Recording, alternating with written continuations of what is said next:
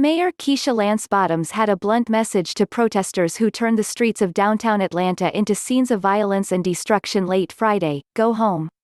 In an emotional press conference, flanked by hip-hop stars and civil rights leaders, the mayor said that demonstrators outraged at systemic racism and police violence are defying the city's legacy of nonviolent protest by destroying police cars and smashing windows.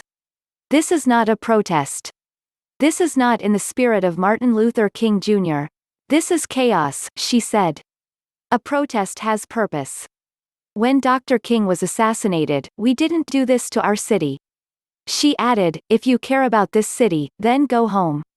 Bottoms' remarks came as what started as a peaceful protest over the death of George Floyd in Minneapolis turned violent, with some demonstrators assaulting Atlanta Police Department cars and looting at the CNN Center.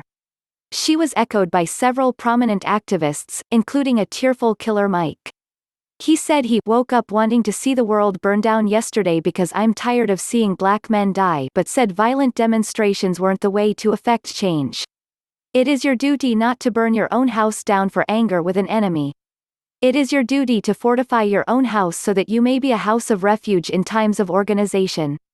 Now is the time to plot, plan, strategize and organize. It is time to beat up prosecutors you don't like at the voting booth." Summing up his remarks, he asked, "If we lose Atlanta, what else do we got?" The Reverend Bernice King, daughter of the slain civil rights leader, also urged calm. "We can't keep doing things like we've been doing in this nation. We've got to deal with systemic racism and white supremacy," King said. "The only pathway to doing this is through nonviolent means." The last time a major protest rocked Atlanta, it was diffused by Atlanta Mayor Kazim Reed when he promised to sit down with Black Lives Matter's demonstrators.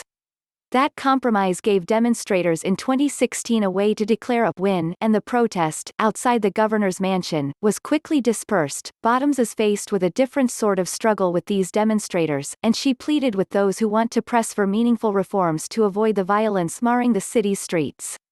"If you care about a peaceful protest, you're not in the middle of one anymore," she said. "So if you want a peaceful protest, go home. Organize and come back on a peaceful day. This is not a peaceful night."